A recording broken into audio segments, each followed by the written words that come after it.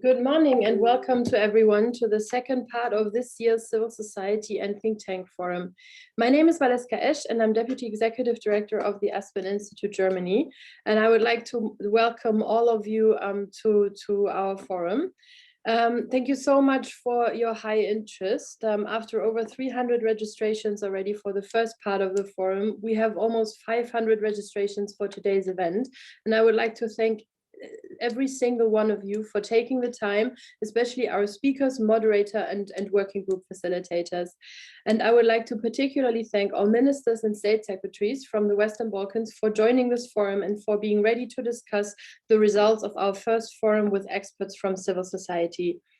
In early June, we hosted the first part of the Civil Society and Think Tank Forum as a two-day conference with 6 panel discussions and 10 working groups on addressing legacies of the past and regional confidence building, on acceptance and rights of minorities in the Western Balkans, on the role of civil society in strengthening democracy, on countering disinformation and strengthening media independence, on the green agenda divided by 3 subtopics, energy transition, air pollution, and biodiversity and nature conservation, on enhancing integrity compliance in infrastructure projects, on digitalization in public services, enhancing transparency, securing data protection, and last but not least, on the future of the EU in the Western Balkans. You can find the results and concrete policy recommendations, as well as all background papers in the library on this platform. And I would like to thank all of you for helping to spread the messages and would invite everyone who hasn't done so to have a look at them.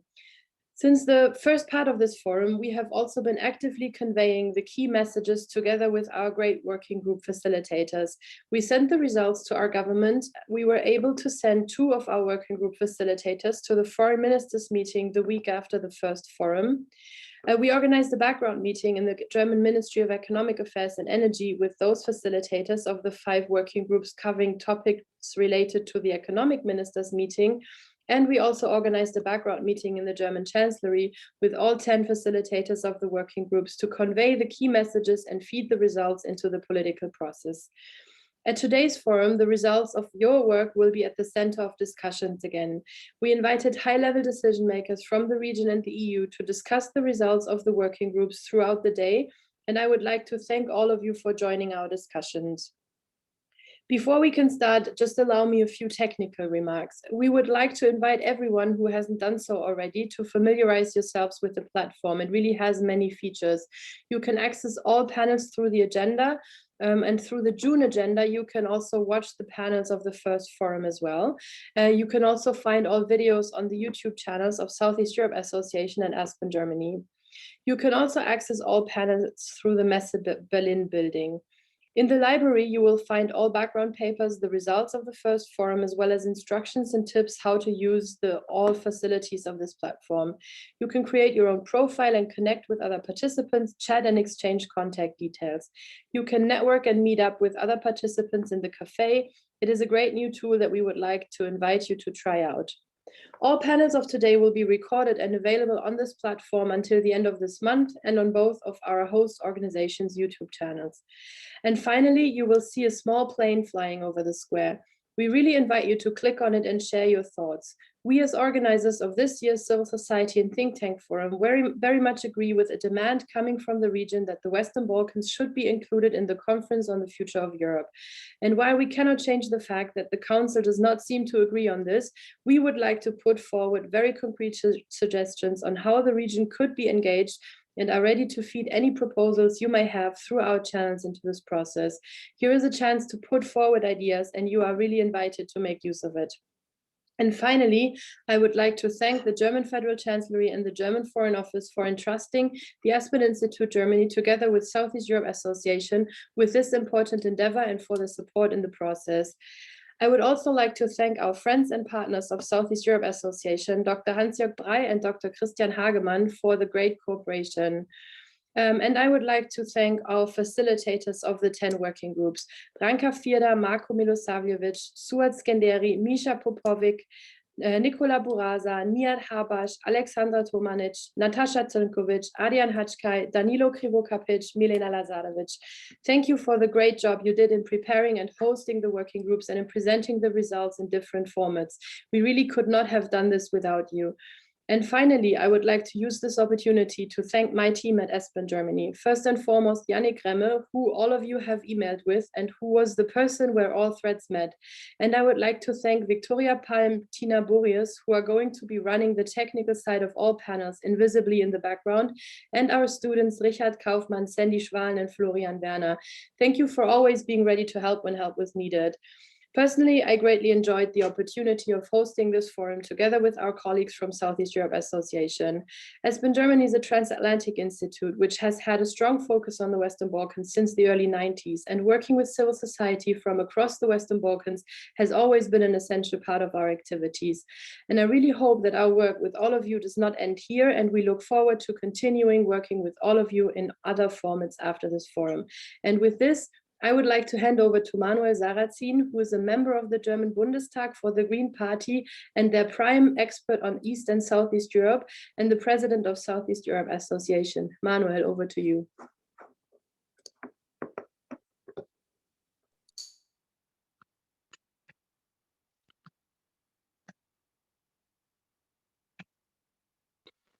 Yeah, thank you so much, Valeska, and thanks also to you, everybody. On behalf of Southeast Europe Association, or Südosteuropa-Gesellschaft, how we name it in German, I would like to also welcome you very heartily to the second forum of the Berlin Process Civil Society Forum. As the president of this association, I'm really glad that the most important job of this panels is to bring you, civil society, in a talk together with members from parliaments, from governments of EU member states, and from institutions of the region. I'm glad that the civil society's role is entrenched deep in the DNA of Berlin Process, and we try to facilitate a discussion where the so important role of civil society for the success of the region and the European enlargement process is even strengthened. The first part of the forum was meant to gather insights from the regional civil society organizations and to develop recommendations, as it has been stated before. After reading the recommendations, you delivered a lot of content in the first forum. And I have to say, you really did a fine job in outlining what leaders of the region in collaboration with the EU should do to tackle the tasks in the region. I would like to mention three main points which I learned from your work, but also, of course, are in general important. First, if the European Union forgets the Western Balkans, its own policy recommendations and outlooks will be actually not able to be successful. For example, if we aim to decarbonize Europe in the strategy for fighting climate change, we cannot forget about the pollution in Southeast Europe, or especially in the enlargement states of the Western Balkan 6.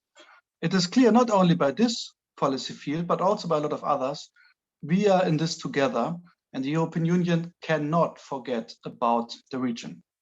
The second point is just giving money, trying to solve problems by throwing money at it, will not do the job. By sending funds without integrity, without compliance of tender procedures, project selections, and ecological and other standards, we might even perhaps fuel into the wrong direction of policy in the region.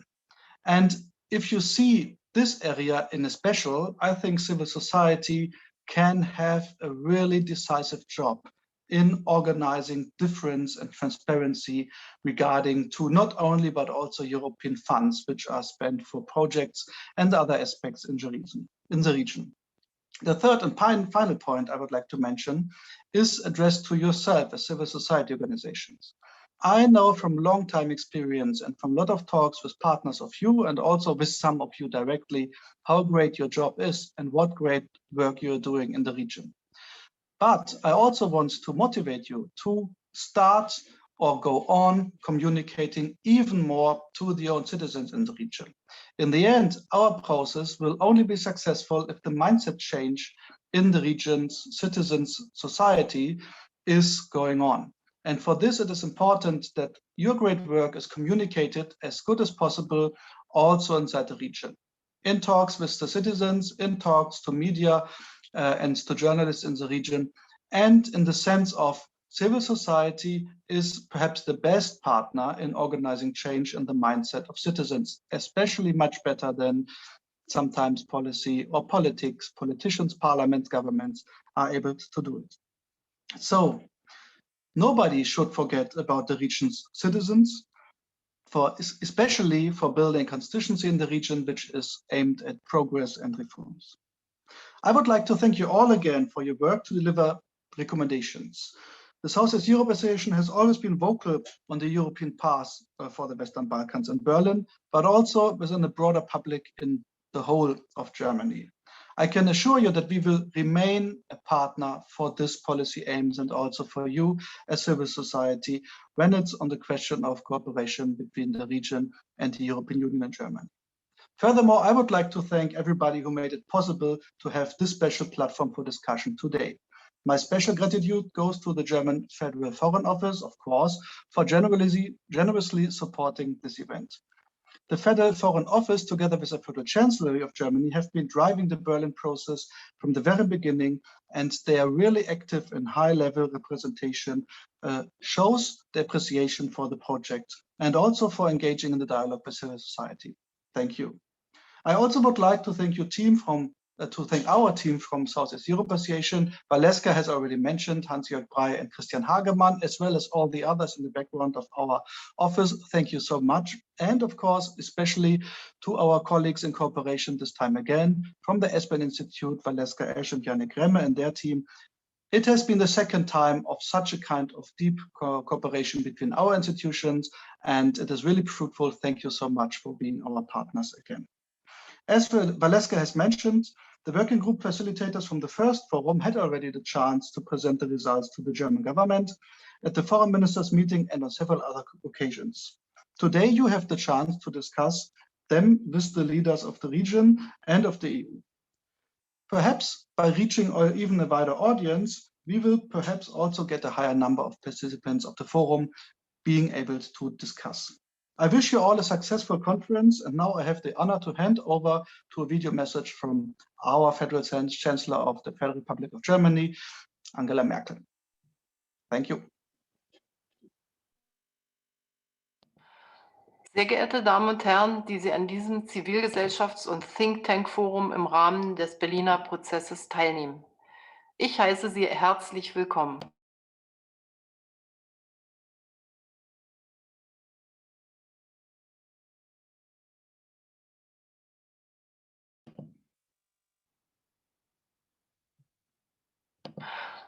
Sehr geehrte Damen und Herren, die Sie an diesem Zivilgesellschafts- und Think-Tank-Forum im Rahmen des Berliner Prozesses teilnehmen.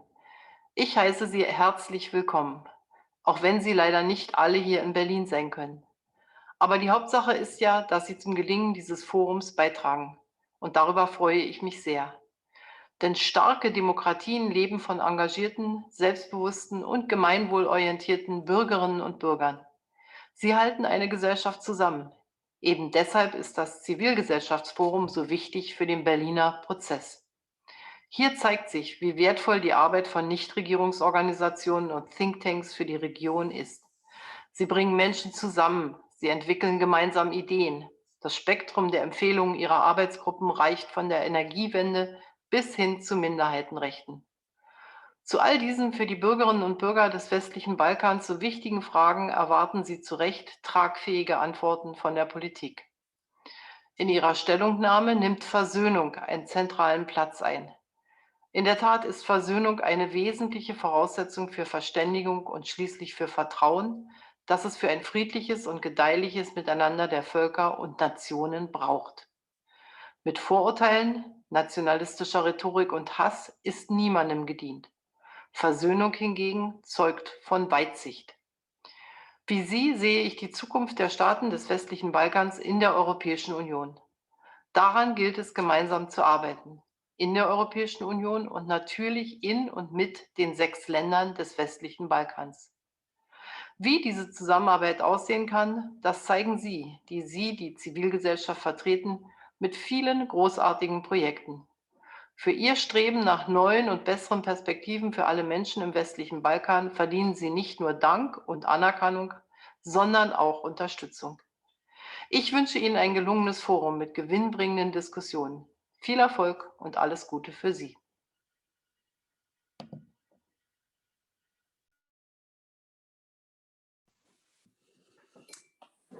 Hello, also from me, my name is Valeska. I am the Deputy Director of the European Council on Foreign Relations and the head of its Sofia office. And I'm very happy to be the moderator of this next panel. We're going to have an hour and a half to discuss, and we will have some of the people that Valeska already mentioned, people from the working groups, colleagues from civil society across the region, but also officials both from the region and from the European Commission. This is the first panel for today, and we're of course very happy to start on this very high note after the Chancellor Merkel, who we know is the motor behind a lot of the processes aiming at integration, the integration of the Western Balkans. And I guess knowing that there is a change coming up in Germany after the elections in September, but also that Europe is constantly changing now also with higher speed because of the COVID crisis. For all of us, the question is, where will the Western Balkans remain? Will they be still, so to say, in the focus of attention of European leaders or not? And what is that we can do? Civil society from the region, but also their allies and advocates in the member states. And this is why this civil society forum, I think, is important to bring those voices closer to European decision makers, to European opinion makers. And I'm grateful also to Valeska and her colleagues for giving me the opportunity to be part of this discussion. Without further ado, I will give the floor to our speakers. We agreed that they will speak 4 to 5 minutes, and then we will have maybe a second round of interaction among them. But please, for everybody else who is on this event, feel free to ask your questions in the meantime in the chat box. We will try to take as many of them as possible after the initial 2 rounds of interventions. I will now turn to Nikola Burazer, who is our colleague from Belgrade. He is not only the program director at the Center for Contemporary Politics, but he is also the editor of the European Western Balkans. And this is one of the prime sources of information for European policies vis-a-vis the Western Balkans. Nikola, over to you. Well, thank you very much, Vesela, for these kind words, and also one big thank you for the organizers for organizing this event and giving us the opportunity to address this audience with our findings. Namely, I have been the facilitator of the Rooking group on media freedom and countering disinformation. And what we have concluded through our conversations we had within a working group is that media freedom is quite an important topic for the Western Balkans. This is not only an important topic in itself, having in mind its importance for the EU accession process, the technical aspect of the EU accession process, and fulfilling, let's say, basic Copenhagen criteria, but is also an area which has a very strong impact on democracy as such in the Western Balkan countries. And we have agreed that problems in media freedom in the Western Balkans are severe and they need to be tackled quite urgently. When we talk about the main problems that could be, let's say, found in the Western Balkans when it comes to media freedom and disinformation, the first is the problem of regulation and transparency of media ownership and financing, having in mind that media ownership and financing is extremely important, and having proper regulation and ensuring transparency of ownership and financing is fundamental for ensuring media freedom. And also we'll talk about this a bit later, about countering disinformation as well. Then we will talk about institutions which are supposed to be safeguards of media freedom inside the Western Balkan countries. And here I refer to public broadcasters, which have a special role in each of the Western Balkan countries, and also media regulatory bodies, which are supposed to be implementing media legislation and in a way being in control of the media sphere. These institutions quite often lack independence from the executive branch of the government or the legislative branch of the government, but they also frequently lack capacities to implement their designated roles. So their role needs to be strengthened in the sense that their capacities needs to be raised and their independence needs to be assured. Then, of course, the other problem is the problem of safety of journalists or attacks on journalists, which sometimes come in physical form, sometimes comes in the form of threat against journalists. These threats come from both, let's say, citizens, but they also sometimes come from political parties, even the highest government officials. And this is something which is quite disturbing in some of the countries of the Western Balkans. And then we come to, let's say, the fourth major problem, which has a very strong impact on the problem of disinformation, and this is media literacy, which is quite low in the region of the Western Balkans, and it is especially a problem among young people. Much more needs to be done to address the problem of media literacy, especially among young people, perhaps by including media literacy programs in the official school curricula. And all of these problems which I have mentioned have an effect both on media freedom as such, and also on disinformation, having in mind that the lack of transparency of ownership of media allows undue political influence, and that low media literacy make the population quite susceptible to disinformation campaigns. When it comes to the recommendations for the EU, which we have formulated, on the one hand, we believe that the EU should design new instruments to regularly monitor media freedom in the Western Balkans. For example, the European Commission regularly publishes non-papers on chapters 23 and 24, which go into detail in these areas. Perhaps similar documents needs to be used in relation to media freedom, having in mind its importance. And also when it comes to political crises, which sometimes have erupted and are ongoing in several Western Balkan countries, senior expert groups could be commissioned, their reports could be commissioned to better address problems with media freedom in a similar fashion that the previous report did in North Macedonia when it comes to the rule of law. And the second, the European Union and its member states should support or should continue to support independent media outlets, especially investigative media, and projects aimed at helping them create sustainable business models and self-regulation mechanisms. Now, as it's frequently pointed out, direct funding from the European Union to the media is not a long-term sustainable solution, but before sustainable business models are ensured and before the overall situation with media is improved, this kind of assistance is fundamental for the survival of these independent media, especially investigative journalists. And finally, the EU and the member states should support media literacy programs, which I have previously mentioned, as well as programs of cooperation between media and the civil society in order to fight disinformation, both at the national and the regional level.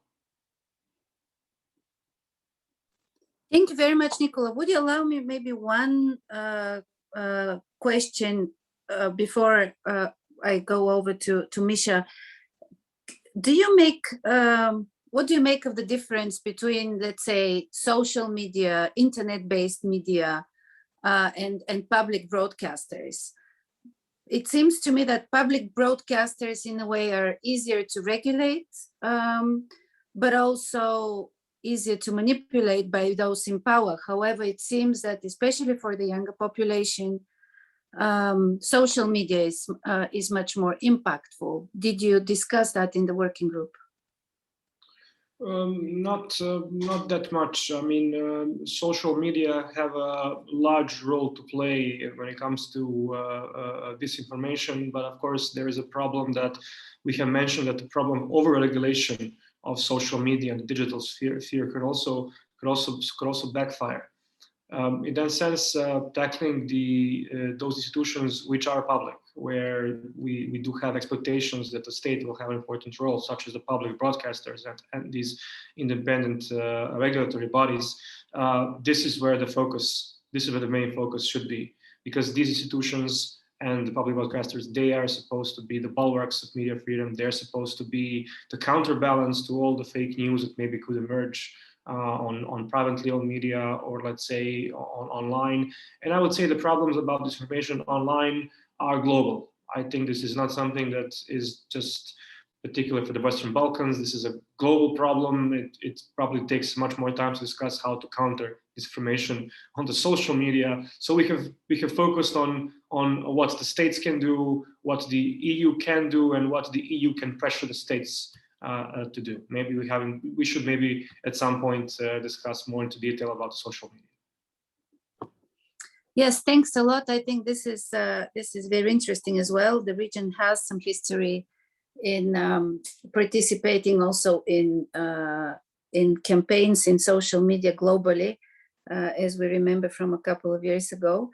But looking forward to that continuation.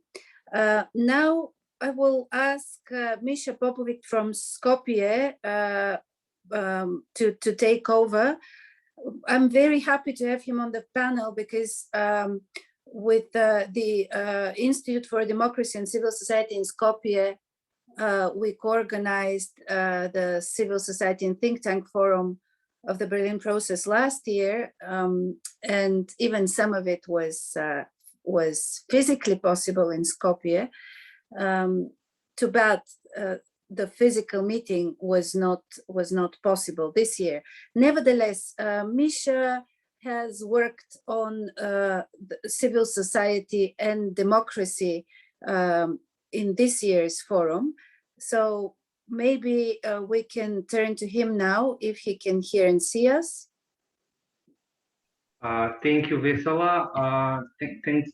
Thanks for this lovely discussion. I'm going to speak about three things in an effort to summarize what we have discussed in the working group on the role of civil society in democratization. So I will talk about three things. First is trust, the second is networks, and the last is values. So trust is essential to democratization. So in terms of individual trust, it means a potential for strangers to organize themselves in collective action and demand for change. But on the other side, when we talk about institutional trust, which is low in the Western Balkans, it means the degree of perception of how fair are public institutions and the potential of to rely or not to rely on them in everyday life. And this scenario where people choose not to rely on public institutions means more power for informal actors, mostly actors who seek to sideline public institutions. So this low trust in institutions creates a disengagement by citizens and makes or leaves political life the exclusive space for populists, corrupt or extremist actors who through clientelism and nationalism perform or want to portray an image of working in the popular interest. So civil society can safeguard against the growing effect of this civil disengagement by working mostly on building local resilience and demand for good governance in terms of democratic transition. So the work of civil society needs to be reinforced in this sense for them to nurture resilient communities, and these communities need to be diverse. I mean, they can be local, they can be professional, they can be thematic communities, but the communal work of civil society needs to be in the focus. But at the same time, when speaking about trust, the EU needs to trust that civil society is more than the sum of its projects. So they need to adjust that the assistance of civil society follows this dynamic political environment. So more finances, more facilities in terms of institutional rather than project-based granting. So this can enable civil society to work and adjust and not work on projects which are not at the top of the priorities in a given context. The other theme that we had in the discussion was networks. So civil society recognizes or it's basically working in a network capital. So civil society relies on networks. Such networks of organizations have different approaches. Some of them are activists, some of them are capacity builders, some of them are watchdogs, but they work collectively, or they should work collectively on issues that have tangible importance. So this network action needs to be improved in the near future. They have to win battles on important issues of everyday life, particularly in areas of the environment protection, and social justice. So they can win more trust by citizens, and this can enable them to work more effectively in the future. And in this context, CSOs need to build solid information platforms and new paradigms of communication with citizens, so they can overcome media barriers in some countries, and of course disinformation in all countries, so they can directly engage with citizens. And lastly, the enabling environment for CSOs is not only financial, it is an environment of values. So civil society in the Western Balkans sees different practices towards their members. In some cases, they see cooperation and recognition by citizens and public institutions. In some, they see governments attempting to tokenize them. And in some, they see hostility towards civil society. So whilst this battle is I would say, local or national or regional, the EU cannot disentangle democratization in assessing regional cooperation from the economic integration. So the EU must be guided by values when engaging the region, and should defend civil society frequently and preventively. And we see the that EU doesn't usually lags a little bit when they engage with their peers in the Western Balkans. Only after some periods of actually hostility of civil society. We saw this in North Macedonia in 2014-2015, and we see this now in Serbia. So sidelining civil society or garnering hostility towards civil society are clear signs of democratic deficiency of a country, and the EU must resolutely act in defense of those values. Thank you.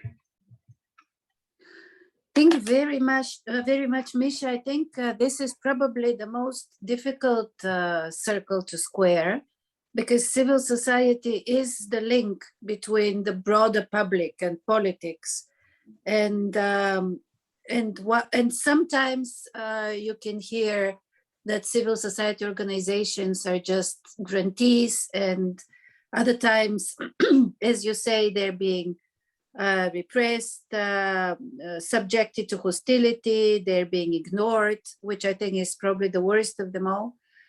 And the question is how you can do the balance so that it does not look like we're generating a business on its own, right? I mean, it has to be, it has to make sense, it has to be founded well in the society. When you speak about reforms, do you think there is anything specific for the Western Balkans that can make ownership of reforms stronger in the societies, because this is probably, to me at least, this is probably the most important kind of way into this. Yes, well, conditionality is one way of, EU conditionality is one way of, let's say, enforcing reforms. But civil society actually can work, and in some ways it works, in creating demands by citizens for change. So they mobilize citizens on important issues. In some cases, they represent citizens on important issues. And this is slowly creating a political culture in the Western Balkans, where citizens have much clearer expectations about governance than before. And I think this is in majority thanks to civil society and journalists.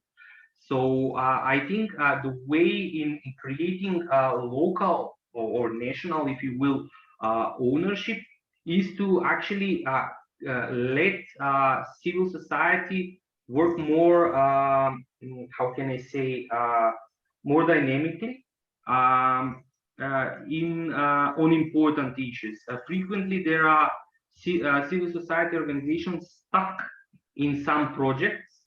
They cannot change them meaningfully, while many much more important issues are in local context active and demand their engagement, but they just cannot do it because they are not institutionally funded.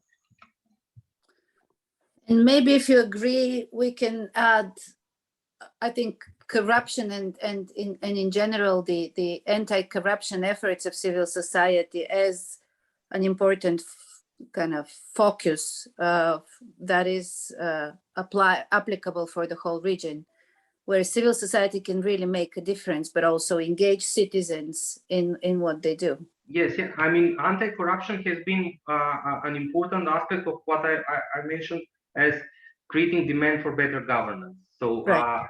By pointing out to corrupt cases, teaching about corruption has been one of, I mean, for several regional and national networks, an important part of their work. Thank you very much. We can immediately now turn to Abreša Lođa from Kosovo. She has been the representative of the 10 network, Think for Europe network, in the working group on the future of the EU in the Western Balkans. If you maybe tell us a little bit about the discussion, Abreša, and then about the recommendations. Thank you very much, Vesela. I am very honored to join this panel today, very honored panel, and also address this audience. It's been some months that I have been absent from discussions due to maternity leave, so I'm very pleased to do a comeback in this panel. Congratulations, I have, both. Yeah. Congratulations both on the baby and on coming back. Thank you, thank you. I haven't unfortunately had the chance to join the previous discussions, but I have the recommendations, and I would like to touch upon 3 issues that I would like to direct towards EU more, rather than discuss our role, as we as 10 have been very vocal towards the EU as institutions to improve in some regards, and I will touch on 3 issues that could help us as civil society do a much more effective monitoring of reform processes, particularly those related to EU in our respective countries, but also to be able to proactively communicate our findings both with our national institutions, but also EU institutions on regular basis, as we usually tend to do that, both us as GLPS, but also other organizations that are part of 10 network. We also have a great focus on enhancing and promoting economic development in our countries and preventing the emergence of structures that tend to move towards state capture, but also in strengthening democracies in our country by building resilience and demanding good governance and democratic institutions, focusing on anti-corruption efforts, but also on strengthening the role and independence of justice in our countries. But in order to be able to use EU conditionality to be able to better do our job, I think the first thing that we are demanding is to assure a common future.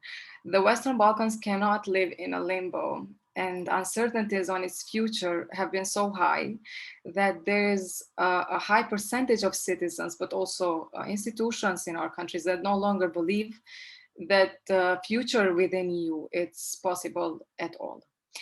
As much as our national governments are to blame, I think part of the blame is within EU itself. The almost pure intergovernmental nature of the enlargement policy of the EU, and this is partly, of course, due to founding treaties construction, makes it hard to strategize on a future enlargement that basically nothing nowadays can be credibly promised. And also, there have been cases that even issues, when the issue seemed to be promising, obstacles have come on the way, and we have the case of Albania, but also North Macedonia. And of course, let me not reiterate the issue of visa liberalization, because it's sounding now a cliche to even mention it. Domestic politics over enlargement, it's another dimension, which in certain EU member states is strong enough to prevent leaders from tolerating an acceleration of the enlargement process. Balkan governments, people, and discourse in general perceive this picture as utterly hurtful. So domestic initiatives to rely on European integration as a driver for domestic change have started to even seem and look comic lately. Less and less people rely and trust that this driver on this driver primarily because the EU cannot assure anyone on the future of enlargement. So there is no guarantee, there is no assurance. So we believe that this must be overcome, must be stopped in the first place by changing the discourse towards Balkans. The EU member states must project a strategy that is clear, that is certain, and sufficiently assuring to Western Balkan 6 on their future accession to EU. That strategy should have clear indicators of performance to implement the regatta principle, one which would be reliable, transparent, and would have a visible set of rules for our governments and people to rely on their domestic politics and accountability.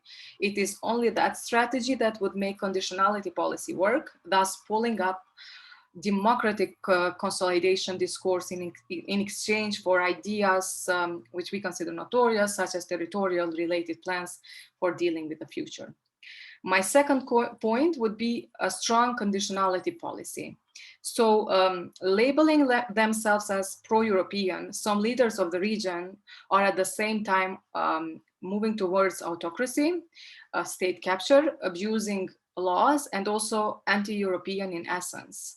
So a conditionality policy that would allow partnership with governments who somehow benefit from both hands, the West and Russia, who stand for rule of law and favor criminal clienteles at the same time, and who formally stand for free election in the same time by media, we believe this is questionable and it doesn't work. Therefore, we propose a very strong conditionality policy that starts from the top principles, one that would ban cooperation with government leaders and presidents who are obviously autocrats, who oppose liberal values of peace and cohabitation, who run counter to the principles of their own laws, and who promote anti-European values in their domestic governance in general. A conditionality policy that tolerates this serious abuse of laws in Western Balkans is at best ironic.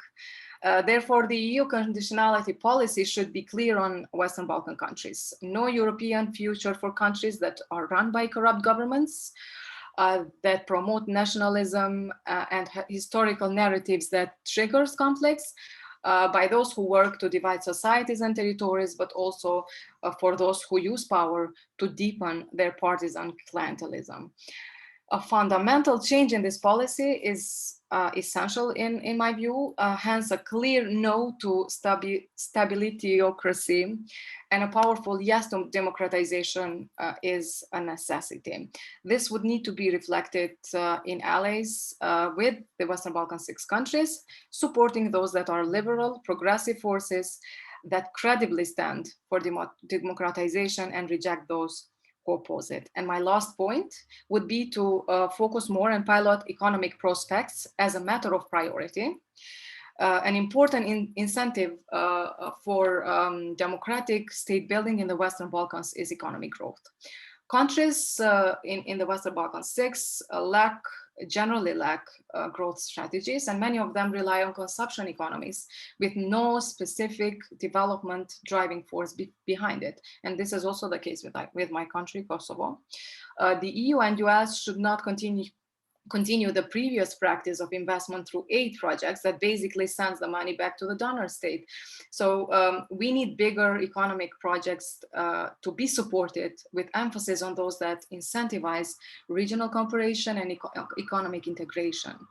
Electricity connectivity infrastructure, gas pipeline, regional highways, railways, shared airports, joint funds for multi-state enterprise startups, are all possible and could be explored. Joint economic efforts have never been really triggered in the region except CEFTA, which is purely a trade agreement.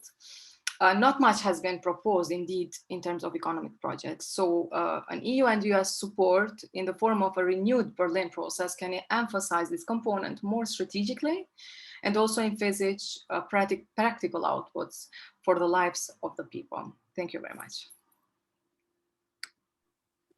Thank you very much. I think you touched upon all the important issues. You call also for conditionality along the lines of the Copenhagen criteria, which is something the EU has in its kind of a baseline, so to say. It is also difficult to imagine how that can be put in practice, but we can later ask Maciej to give his thoughts on that. Also, because we do have some issues with member states on that front as well, and this is nothing new. But maybe we can leave that for the discussion.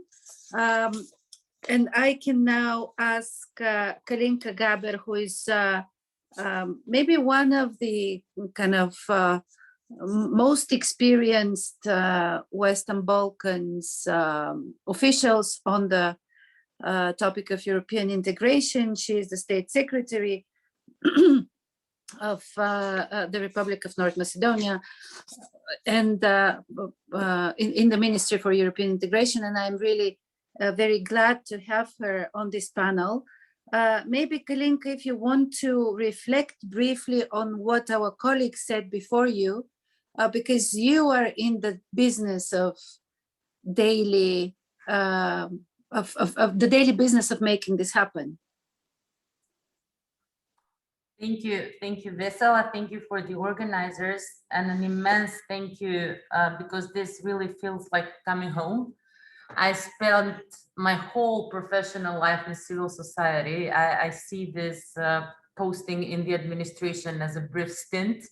My heart and mind is in civil society and how to make the government and national authorities and European officials hear to what civil society has to say. So you will allow, I might not have this clear line of thought because I have shared emotions every time I sit on a panel that is primarily dedicated to how civil society can contribute and drive the processes forward. Thank you for your kind introduction. I must be honest and say that in the past few weeks or month or so, it has been really uncomfortable. It has been really hard to explain why Europeanization and the European Union and working hard and making some painful changes matters in view of the recent hiccup, I would like to call it, not a veto or a block, because I do believe that through engaged conversations, we can find a common understanding with our neighbor and finally reaching up a solution that will open up the accession talks.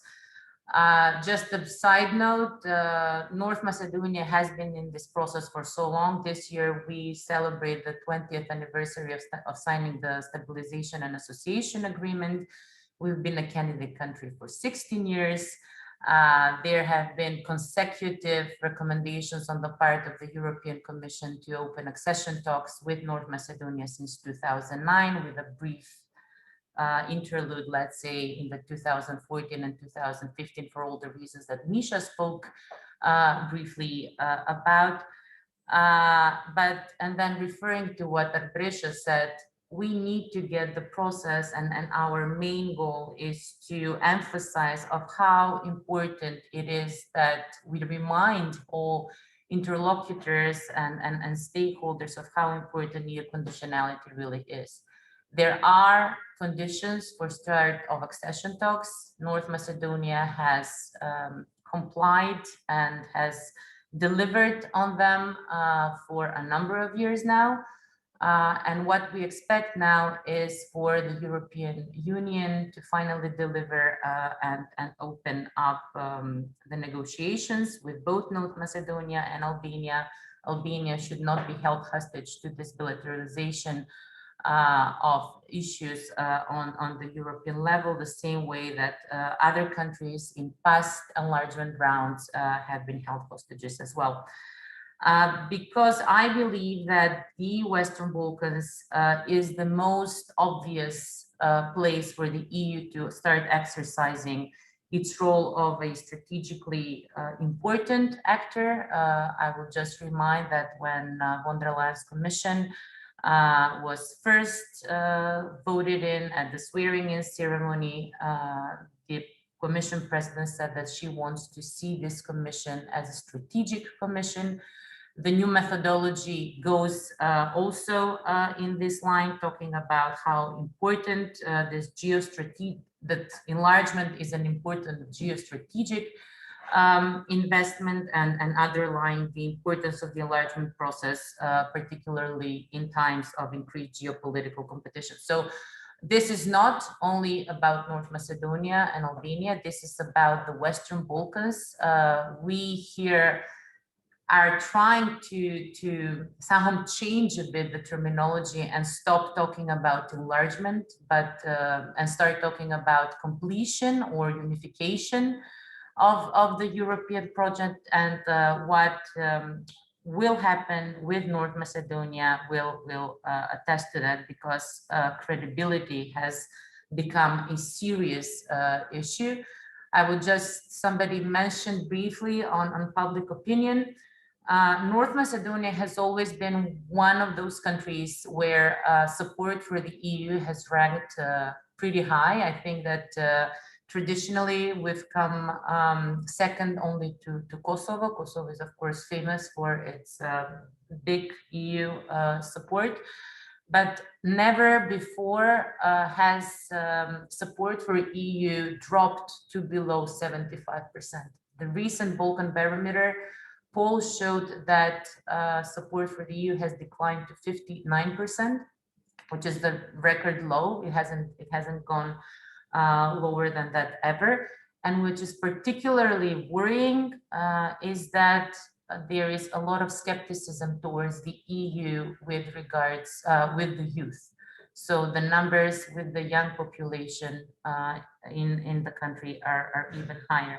And this is a result of a number of issues that have created this perfect storm. It's of course the forestalled and the how should I put it, unclear strategy of the EU with regards to the country and to the region as a whole, but also COVID-19 and the way that the vaccines issue were tackled, even though I'd like to underline that the EU has been our biggest supporter, both in terms of providing funds and guidance for socioeconomic resilience, but also providing the biggest health assistance by any stride when compared to the other countries in the world. But these two issues have created this perfect storm that resulted in the drop of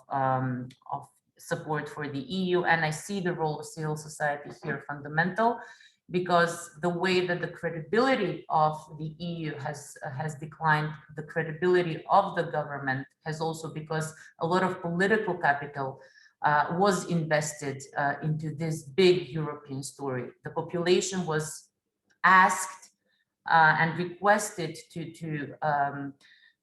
give up, conditionally speaking, on a lot of emotional issues in the name of this European perspective. And now when they see that there's misdelivery on the part of the EU, of course, a share of it is pinned to the government as well. So I believe that civil society and media can play a crucial role with regards to this.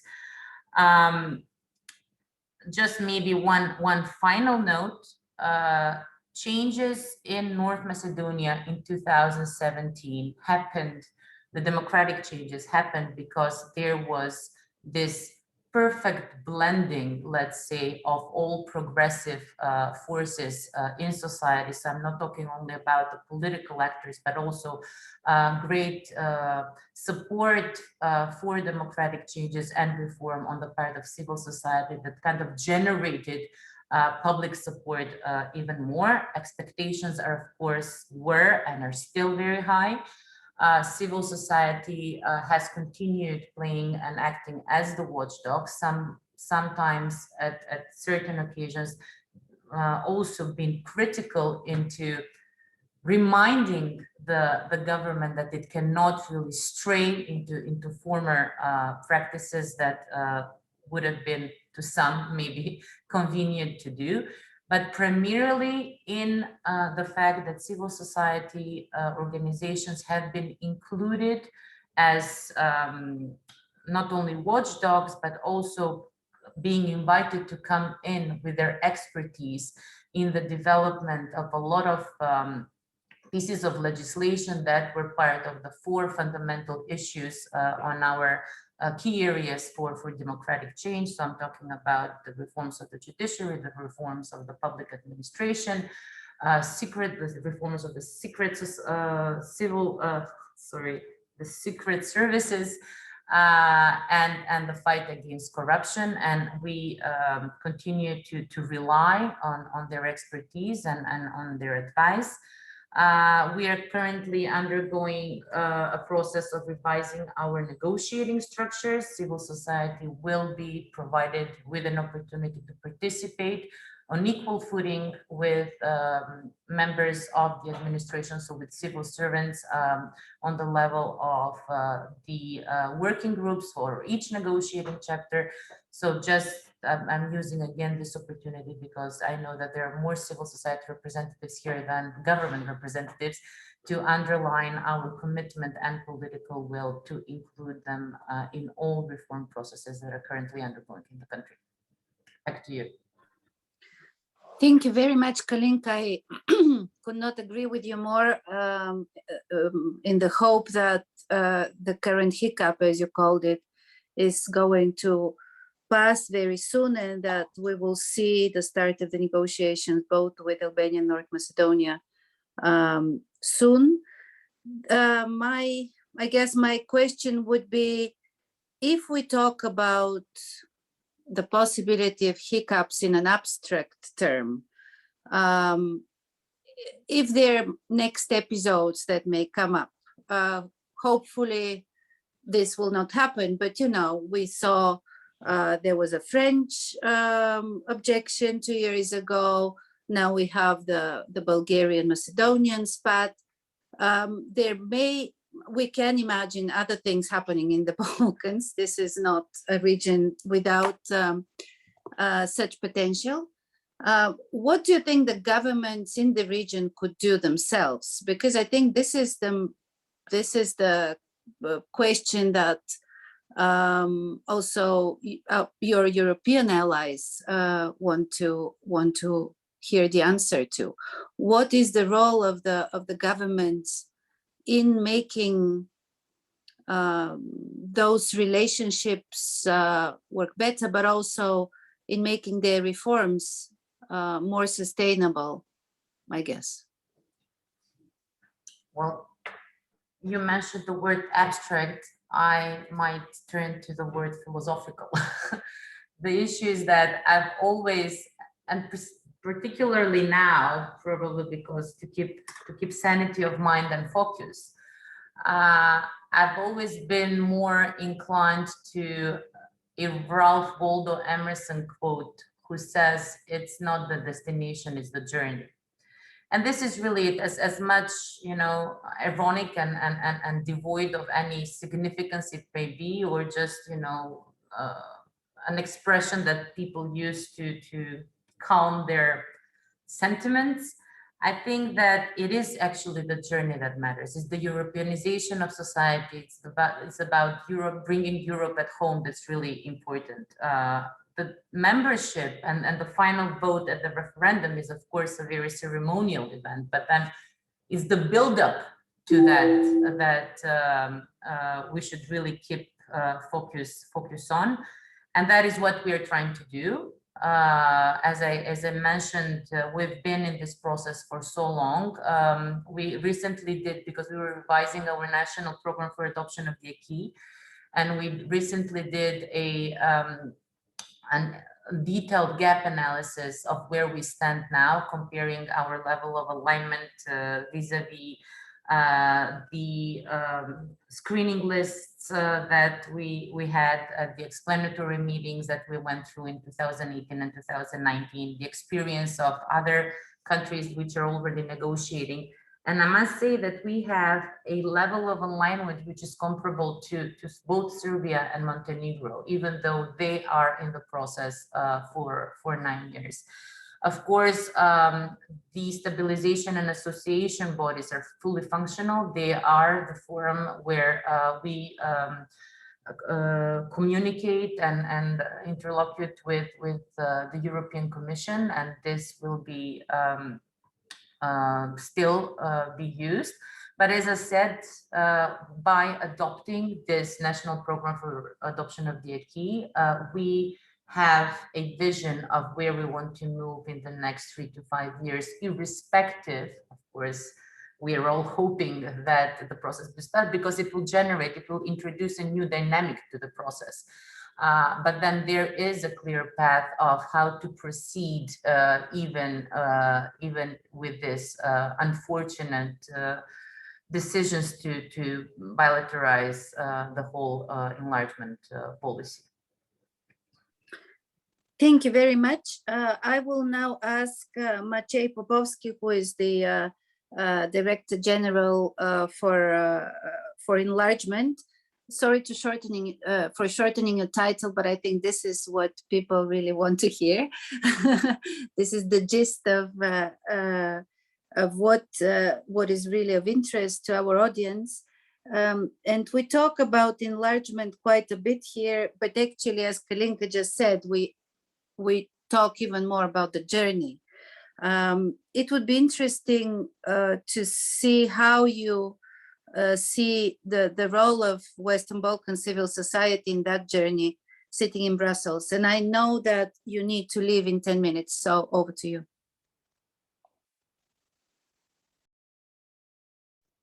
Thank you, Vesela. It's good to be back, because I've taken part in those meetings in the past, in Skopje and then in Poznan in person. Look, let me start.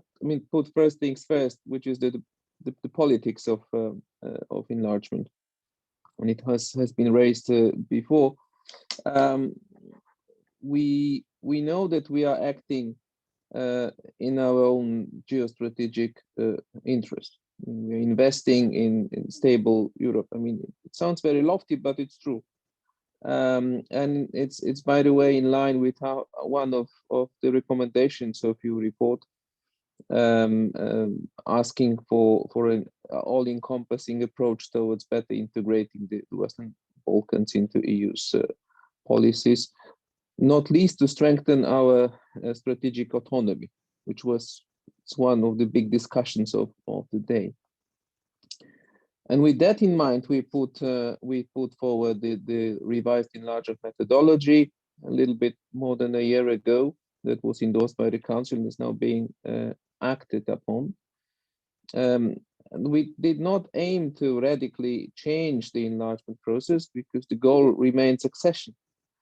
But we wanted to dynamize it and also to keep it firmly on EU's agenda. And it was confirmed by Ursula von der Leyen several times. We are not changing the goalposts, but we want to have a better grip and a better focus. Of course, it has to be supported in all kinds of ways. And the introduction, Manuel Sarrazin said that we cannot solve issues by throwing money at them. But of course, you need a little bit of money. And I would say the money that we have put on the table, we are not throwing it. It's more like precision guided munitions. We want to be very focused, and that was the logic behind the economic and investment plan for the Balkans. So with this 9 billion euros in grant funding, that should able to generate investment up to 30 billion for the region. And this is not abstract because we have based ourselves on ideas coming from the region, on connectivity, on gas pipelines, on electricity, green transition and digital transition. I mean, things that Agresha Alosha has also called for, that we need this vision of economic transformation. And I think we can get there. Now, the new instrument for pre-accession, I mean, the IPA 3, is in place. I mean, will be in place more or less in September, when finally voted on by the European Parliament, and then we can start rolling it out. And I think it should bring tangible results. Not everything will be done within 3 or 4 years, but I think you will see an impact in terms of job creation and investment in environmental or climate transition. Now, the process is bumpy at times. I agree, and we need what we had in mind when we put forward the proposal for a new enlargement methodology was to make the process more credible, to focus on fundamentals even more, but also to make it a real political process. And it has a downside because it is so political, and then things happen. I mean, the recent dispute between Bulgaria and North Macedonia is an example. It's quite I mean, it's difficult to handle because it's about history and identity, and so we have to be very careful how we deal with it. But I think we are getting there. And when I was in Luxembourg 10 days ago, the discussion of EU ministers was really emotional at times, which is not a bad thing, actually, that they have an attachment, that they really feel engaged in the whole thing. Of course, those bilateral issues have to be overcome in an amicable way. But what we need from the region is reassurance. We need good stories. We need good ideas. By the way, there is one recommendation in the report that I wanted to mention. This idea of introducing an option of phased membership. This is part of the plan.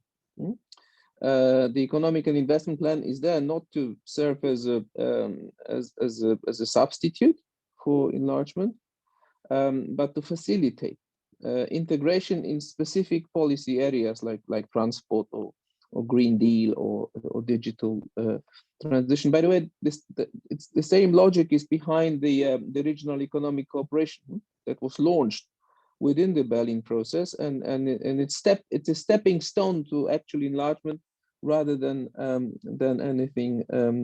anything else. So I hope with this new methodology and two first intergovernmental conferences under it were held in Luxembourg 10 days ago, we can really make the process more dynamic and keep the enlargement firmly on the agenda. Look, on civil society, I mean, I've always enjoyed these exchanges, not only because they are intellectually thrilling, but also because you come with good ideas and you bring in this very often a third-party endorsement of what we do. You know, it's sometimes a bit difficult to judge from Brussels whether everything that we do is right or not. So we need that close relationship with the civil society as a watchdog, as a provider of services and expertise, and we also make use of your views, your expertise when we draft our regular reports, and the next one is due in mid-October. And in this negotiating process, as we focus so much on the fundamentals, then it gets a bit sensitive also, because the developments in all the Western Balkan countries are being scrutinized by yourselves, but also by the European Parliament. And so it's a bit of a balancing act, but I think that we stick to our rules, and I think that the report really served as a very objective benchmark of progress. On the, I just wanted to pick up on this issue of disinformation and fake news and but also media in general, because I absolutely agree with the need to invest in media landscape, to watch media ownership, to invest in media literacy, and we've done quite a lot of it. We invested significant amounts into specific projects. In particular, working through and with the European Endowment for Democracy. It was at our initiative that the mandate of the endowment was revised 3 years ago, and to include the Western Balkans, so that we can provide very specific assistance to media outlets, to journalists, and also to lead media literacy programs already ongoing, and if needed also expand them. Because we know that the Balkans is one of many theaters where there is a battle of narratives going on, and we want to, if needed, we can be confronted. I think we have a better story to tell without any false modesty. And this whole, and that would be my last remark, the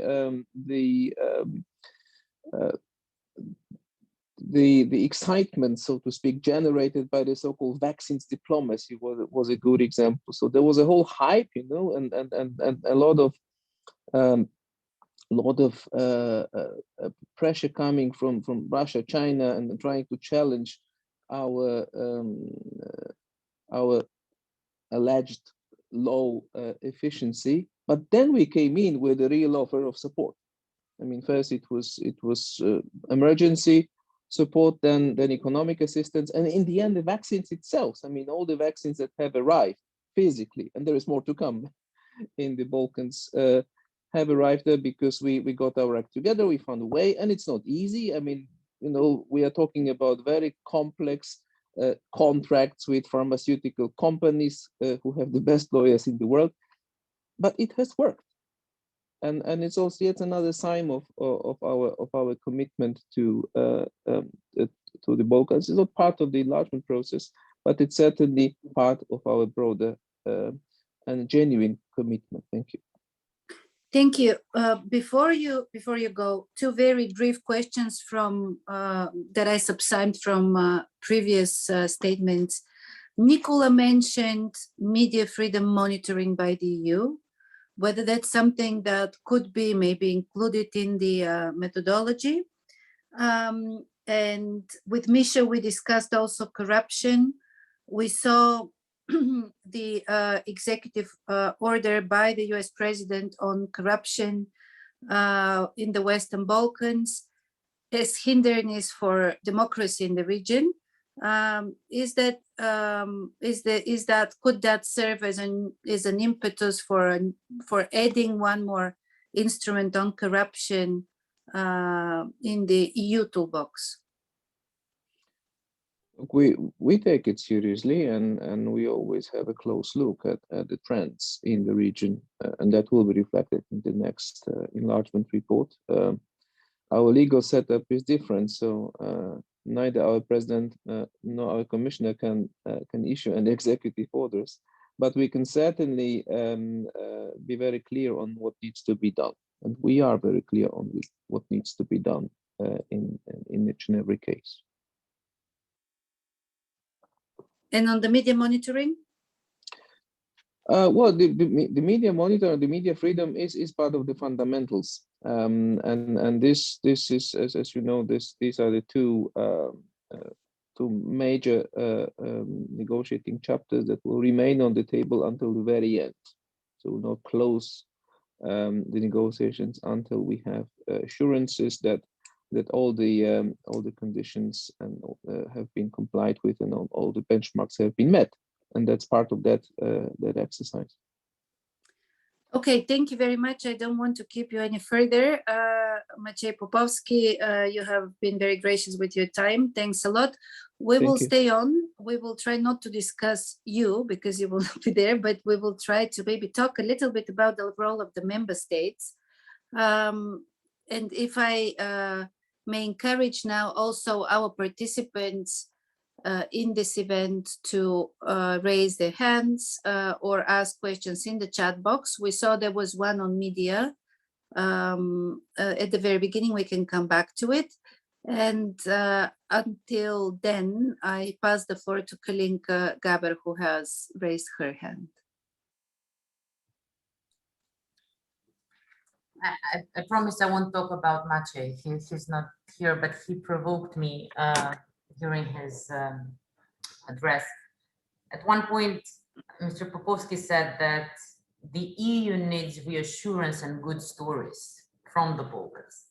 Well, not to brag, but I don't know whether this part of the world has offered a better story that could reassure the European Union and member states more than North Macedonia in the past 4 years. When there's been democratic decline across the field, there was this country who managed under its own terms and its own strength, and now I'll go back to you know, the whole discussions of the civil society and the political parties coming together to overcome an autocratic and a hybrid regime, depending on what how you want to call it and define it, by its own strengths and merit, and try to democratize and move forward with the reform agenda guided by the European Union and member states. So in this environment, not punishing in it, but not allowing it to go further, it's disappointing to us all, and to all of those, I believe, that really believe in the enlargement policy and process as one of the greatest policies of the European Union.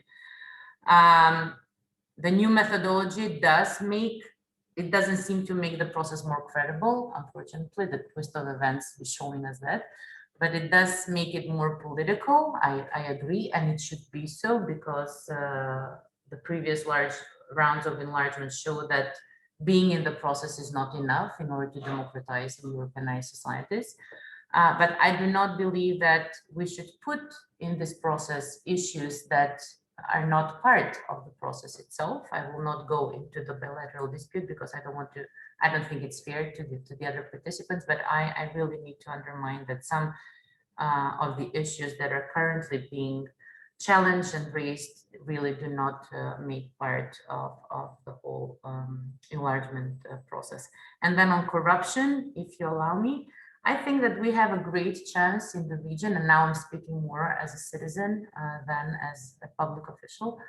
I think that we should use as Europeans this Biden's administration's re-engagement in the region. We just finished up the Prespa Forum dialogue last weekend in Ohrid and Prespa. There were these skirmishes and kind of interesting discussions on the Europeans and the American side. But anyways, this transatlantic cooperation should be used in the Western Balkans. I believe that the Americans would gladly share their files and knowledge to the EPPO, so then we can see some concrete practices, anti-corruptive practices for people from the Western Balkans pursued by European institutions itself, because I think it's a pity. I'm a dedicated Europhile, and I do that from the morning till I go to bed, but it's hard to see somebody else taking over when what we really expect here is to see a more strengthened approach and bigger presence on the European Union. So I think that this cooperation with the re-engaged Biden administration in the field of fight against corruption is something that the EU should use. Back to you. Thank you. Maybe I can ask Nikola to also come in now, because there has been a question of two parts by Yori Ami in the chat about reputable media serving as propaganda arm for the government. But also we heard Maciej Popovsky saying that whatever is needed, the EU has it already on the media front. Maybe you can give us your take to both now, Nikola. Yes, well, I'll try to be brief. So definitely there are certain media outlets which serve as propaganda tools for the government. This is a phenomenon across the region. I would say that in Serbia, it is a specifically important phenomenon, having in mind the sheer number of pro-government media outlets and the dominance of the government in mainstream media. So that is certainly a great issue. And the recommendations we have provided within our Rooking group, in a certain way, tackle this particular problem, because the manner in which media outlets become propaganda pieces of the government is precisely through the government funding and owning these media, either formally or through different informal schemes. Like, for example, in Serbia, you do have direct funding from the state and from the local municipalities, but you also have advertisements from public enterprises, and you also have money. These are all allegations. Hasn't been proven, but that State Telecom and some other public enterprises are being used to channel the money to those media outlets who are then going to report on the government's interest. And not only that, but actually the media were created with government money. Media were bought with government money, and in that sense the state has a very important role to play, and this is why transparency of funding and ownership is important, and then like having proper regulation that is going to prevent the undue influence and control of the state over the media. When it comes to the instruments that the EU has, I mean, certainly the EU has, in my opinion, brought more attention to this question of media freedom than it has done so in the past. It is there in the reports, and quite often the remarks are quite harsh. Like, for example, the two frontrunners, Serbia and Montenegro, haven't seen progress in Chapter 23 when it comes to freedom of expression for the last, I think, six years. So the EU is there to criticize things which are not, let's say, good enough. But this is lost somewhere in all of these reports, and just saying media freedom, as EU officials always say, fails to fails to properly address the most important issues. What we need are documents. What we need are reports that are going to assess the cause, the roots of the problems that we have when it comes to media freedom. And these reports would make it clear for the governments what exactly they have to do in order to improve the state of affairs in this area. Currently, it is too vague, and the governments are simply picking what they want to pick out of all of these problems which the EU mentions in the reports, and then you have some impression that there are some things which are improving. But some of the problems are more important than others. Some are of fundamental nature. One of these is this role of the state in the media, and the EU reports need to make it quite clear what the most important problems are and what exactly the states need to do in order to fulfill the requirements. And this needs to be properly communicated to the public in the Western Balkan countries if what media freedom actually is going to be understood. Because as it is, for example, numerous times, even through statements of EU officials, you could see that media freedom is being made to mean freedom to publish. And then if you prove there's no censorship, then there's no problem with media freedom. We have seen even former commissioners for enlargement saying, well, there is no proof of censorship, so there are no problems. And the Serbian government is quite, I'm not talking about Serbia, of course, where I come from, but you can say similar things about different countries. But in Serbia in particular, like for example, we had a situation where the government was showing that that basically through they even had an exhibition with tweets and articles written by some critical media as evidence that there is media freedom. So when you equate media freedom and censorship, then you fail to grasp the true nature of the problem we face in the Western Balkans media. Thank you. I think Yoriami, who has asked this question, has a two-finger. I would suggest to get this question orally, so that it goes in a bit of a dialogue mode for a moment. Can we do that?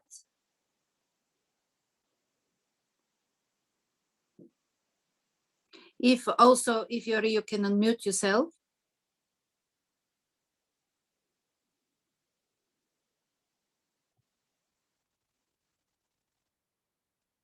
Does it work? Okay, just there. I think we're okay. Can you hear me? Yes, very well. Okay, fantastic. Thank you so much. If you could introduce yourself, sorry. I am Lori Amy, a professor of cultural studies and writing, working on a book on the structures of state terror under the communist regime in Albania. And Nikola, your answers were fantastic. They were spot on. I'm so excited for that comprehensive look at media freedom and transparency. But my question is actually specific to international complicity. And so I'm going to give you a case in point. 2019 in Poznan, I was in the think tank for civil society, and I was appalled at the numbers of people internationally celebrating successes inside of Albania economically without looking at the way that public-private partnerships are vehicles for money laundering, and that those public-private partnerships have a serious long-term economic cost for the country.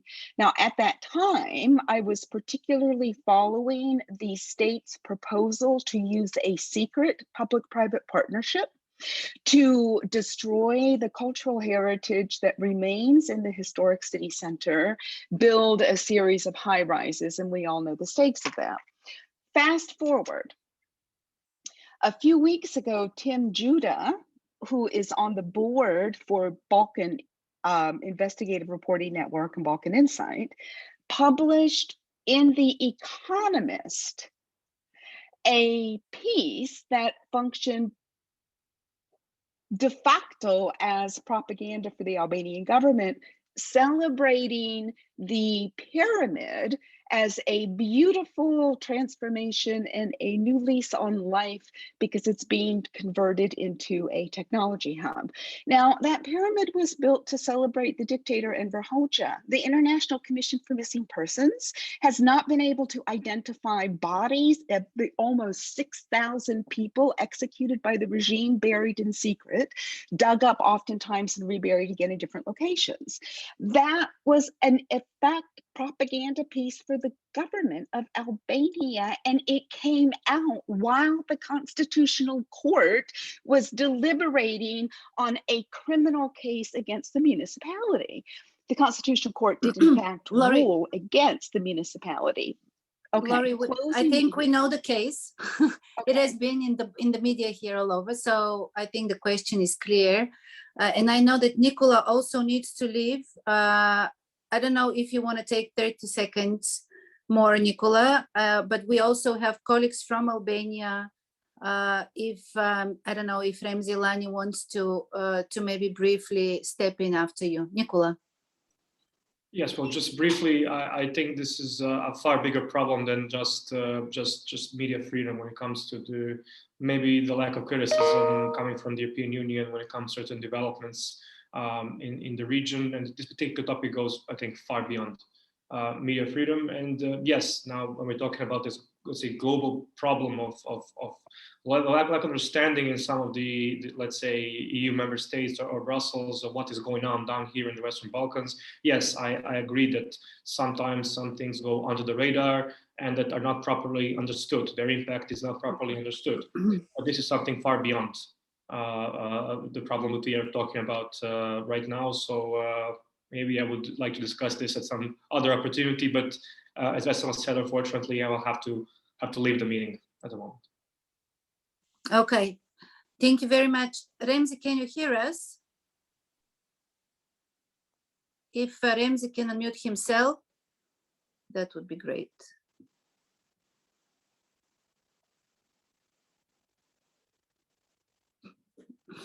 Maybe the technicians can also help us with that. Unmuting Remzi.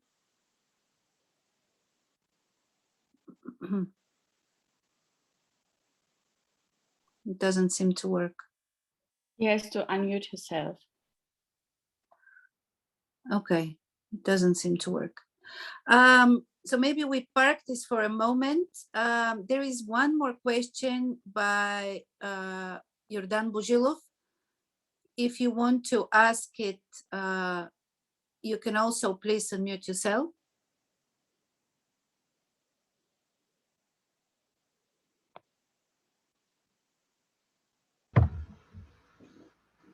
Hi, and introduce yourself, please.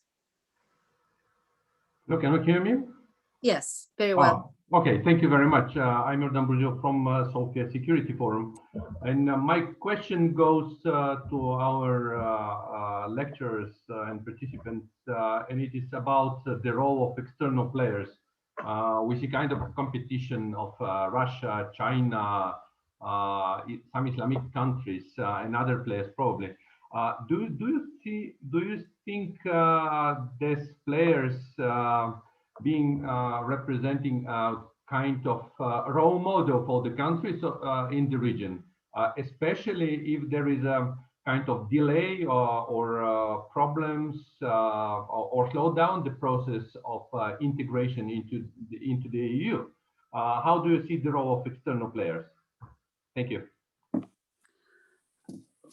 This would be a question to the panelists, but I assume also to other participants on this call. We haven't heard from anyone from Bosnia or Montenegro or Albania for that matter. So colleagues, please feel free to jump in. Just let me know by raising your hand if possible. And maybe before that, we can go back to our panel and ask Misha or Beresha to respond to Mr. Bujilov's question.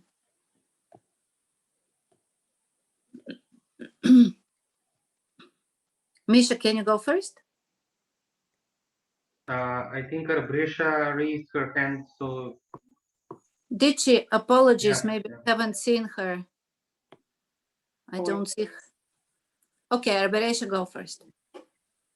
Just to be short, I mean, governments primarily seek votes. They want to stay in power. So whoever gives them tangible benefits and results that they could sell it to their citizens, they would go for it. That's why we are saying the perspective should be clear. The tangible, attainable results should be there, not delayed from the side of European Union's promises should be kept. Otherwise, governments lose interest to stay in the process.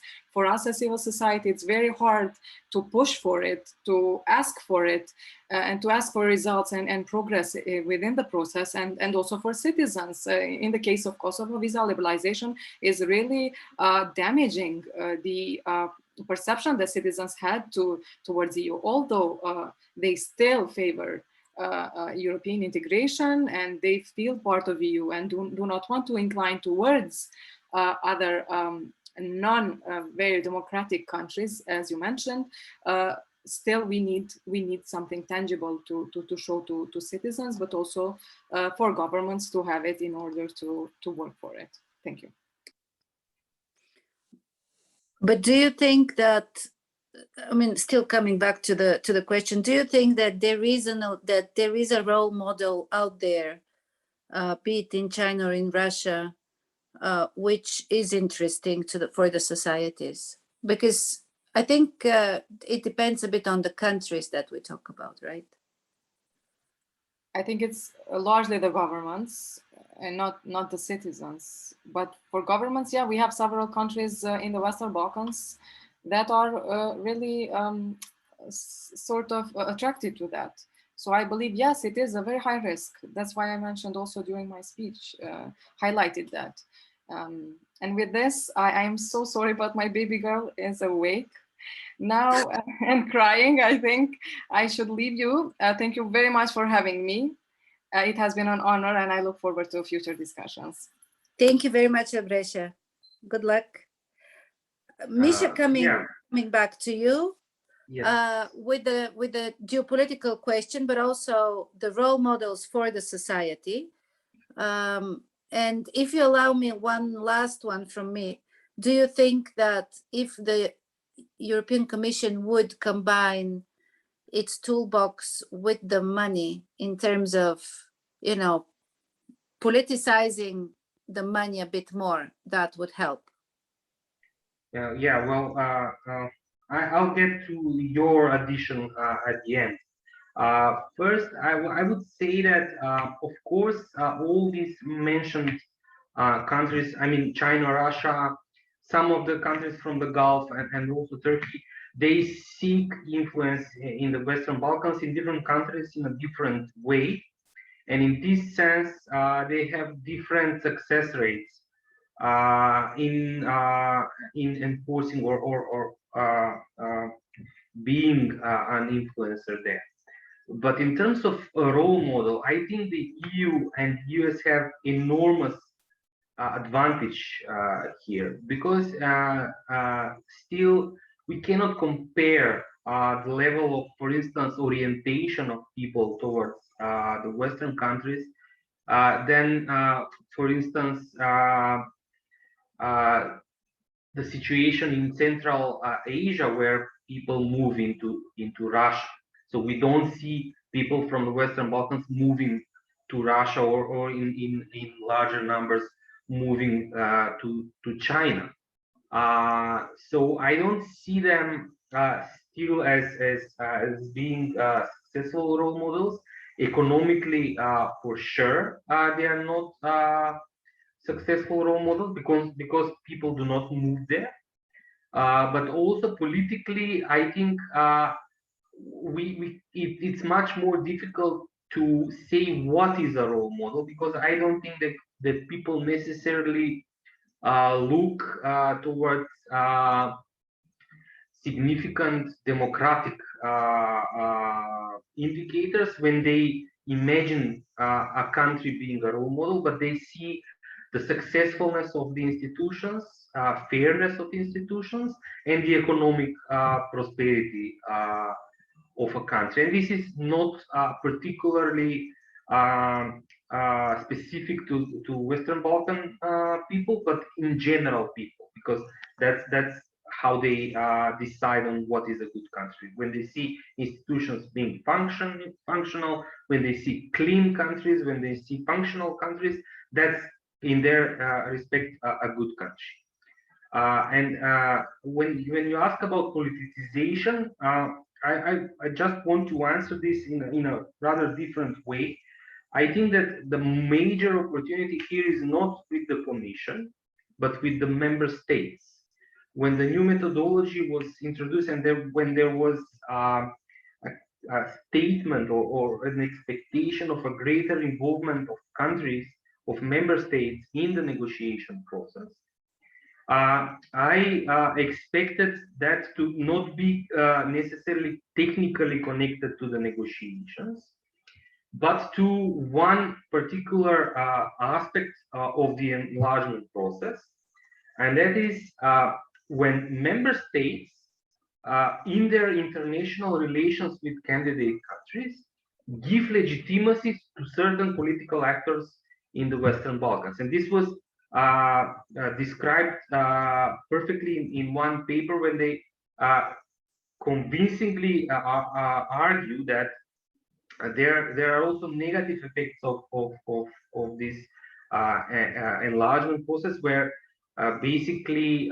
political actors gain legitimacy by talking with the big names of the EU member states. And in this sense, I would expect that it's much better when member states use their own national foreign policy goals, let's call it like that, and be much more stricter with whom they expect to be a credible partner in the Western Balkans, not today, but in the next 30 years, because enlargement process is not about countries today. These countries will be in the EU if they be in the EU. They won't be in the EU in the next 10 years, possibly 20, and their effects of being member states will be after 10 years of them being member states. So in 30 years, if today's member states do not kind of use their leverage to not legitimize certain political actors, they can significantly contribute to political elites here being much more value-oriented, much more technocratic, and less so prone to, I don't know, corruption, nationalism, populism, the big three issues of the Western Balkans. Thank you very much. I think this was a brilliant ending for this discussion, because clearly responsibility lies in both in the EU, meaning the member states, not only the institutions, and of course in the countries concerned. And I trust we did a fair attempt to square the circle of how civil society can serve that bridge role between the broader public and politics, but also the EU. This is a clear factor for sustainable reforms in the region. We didn't talk about the green agenda that much. We didn't touch upon it, but I'm sure it will be dealt with in the following panels. We did, however, talk extensively, I think, about media and also about corruption, two very important issues, and democratization, which is the biggest challenge, I think, both for our societies, but also for civil societies in the region. With that, let me thank the participants, and please tune in 15 minutes for the start of the next panel. Thank you very much. Bye-bye.